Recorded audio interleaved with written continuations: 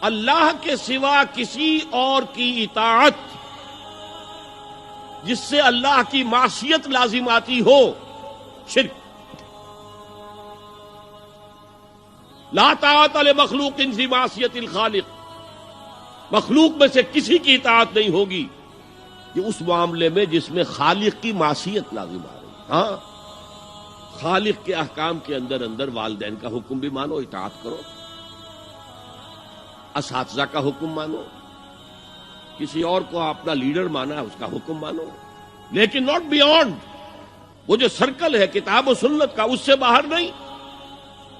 لا طاعت لمخلوق فی معصیت الخالق، یہ آپ الجبرے کے فارمولے کے طور پر اپنے سامنے رکھیے۔ اب اسے اپلائی کیجئے، جیسے فارمولوں کے ذریعے سے پھر بڑے بڑے وہ سم جو ہے وہ حل کیے جاتے تھے سوالات۔ صبح کا وقت ہے، آنکھ بھی کھلی ہے، کوئی اذان کی آواز بھی کان میں آئی ہے، آپ کا نفس کہتا ہے ابھی سو جی۔ آپ نے اپنی چادر یا کمبل کو درست کیا اور کروٹ لی اور سو گئے۔ یہ کیا ہے؟ آپ نے کس کا حکم پیچھے پھینکا اور کس کا حکم مانا؟ اللہ کے حکم کو پیچھے پھینک دیا، نفس کے حکم کو آگے رکھا۔ یہ شرک، اس شرک کو جاننے والے بہت کم ہیں۔ مولانا روم نے خوب کہا تھا، نفس ماں ہم کم ترس فرعون نیست لیکن اورعون ایراعون نیست۔ میرا نفس بھی فرعون سے کم نہیں ہے۔ فرعون نے کہا تھا نا، الیس لی ملک مصر وہذہ الانہار تجری من تحتی، کیا اس ملک مصر کی حکومت میری نہیں ہے؟ اور سارا جو یہ آب پاشی کا نظام ہے، انہار کا نظام ہے، وہ میرے کنٹرول میں نہیں ہے؟ جس کا چاہوں موگا کھلا رکھوں، جس کا چاہوں بند کر دوں۔ یہ تھا خدائی کا دعویٰ، انا ربکم الاعلی۔ تو مولانا روم کہتے ہیں میرا نفس بھی اس سے کمتر نہیں ہے۔ وہ کہتا یہ جسم میرا ہے، اس پر میرا حکم چلے گا، میں نہیں جانتا کون اللہ کون رسول، کیا حرام کیا حلال۔ تو فرعون سے کم تو نہیں ہے میرا نفس، لیکن اورعون اس کی بہت مدد تھی، فوج تھی، لاؤ لشکر تھا، تو اس نے زبان سے بھی کہہ دیا کھل کر انا ربکم الاعلی۔ میں مسکین ہوں، غریب ہوں، میرے پاس کوئی طاقت نہیں ہے، میں زبان سے تو کچھ نہیں کہہ سکتا، اندر سے میرا نفس یہی کہتا۔ یہ نفس کی حکومت قرآن کہتا ہے، میں حیران ہوتا ہوں۔ دو جگہ یہ مضمون آیا ہے، ارأیت من اتخذ الہہ ہواہ افانت تکون علیہ وکیلا۔ اے نبی، تم نے دیکھا اس شخص کو، اس کے حال پر غور کیا جس نے اپنی خواہش نفس کو اپنا الہ بنا لیا ہے۔ اللہ اکبر، الہ، لا الہ الا اللہ، کلمہ توحید کا مرکزی لفظ یہاں آ رہا ہے، من اتخذ الہہ ہواہ، جس نے اپنی خواہش نفس کو اپنا معبود بنا لیا، الہ بنا لیا۔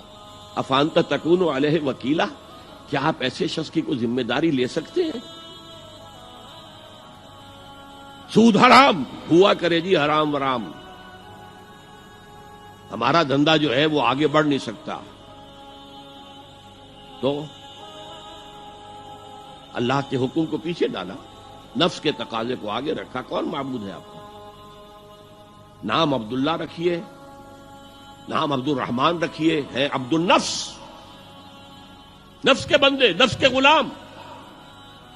یہ میں نے یوں سمجھیے کہ جیسے میں نے ہجرت اور جہاد کی ڈیفینیشنز کی تھی۔ ہجرت کا بیس کیا ہے؟ پوچھا گیا ایو الہجرت افضل یا رسول اللہ، اے اللہ کے رسول بتائیے سب سے اعلیٰ ہجرت کون سی ہے، افضل؟ فرمایا ان تہجر ما کرہ ربک، ہر اس چیز کو چھوڑ دو جو تمہارے رب کو پسند نہیں۔ آج رات ہی سے آپ ہجرت شروع کر سکتے ہیں۔ جائزہ لیجئے کیا کیا چیزیں میری زندگی میں خلاف شریعت ہے، تو اللہ کو ناپسند ہے، فیصلہ کیجئے کہ آج کے بعد نہیں ہوگی، ہجرت شروع ہو گئی۔ افضل الہجرہ، سب سے افضل ہجرت شروع ہو گئی۔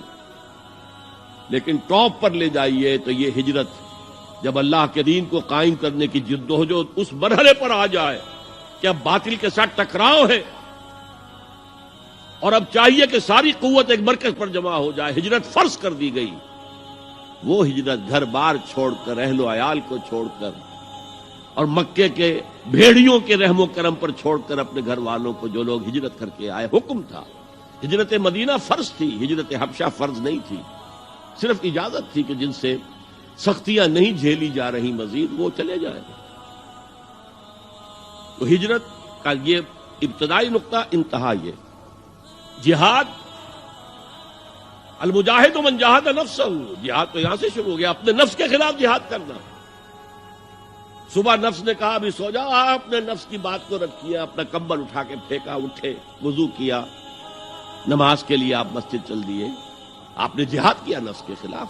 یہ افضل الجہاد ہے، اور سب سے چوٹی اوپر یہ ہے کہ جب وہ حق و باطل کی جنگ ہو تو جان ہتھیلی پر رکھ کر میدان میں حاضر ہو جاؤ۔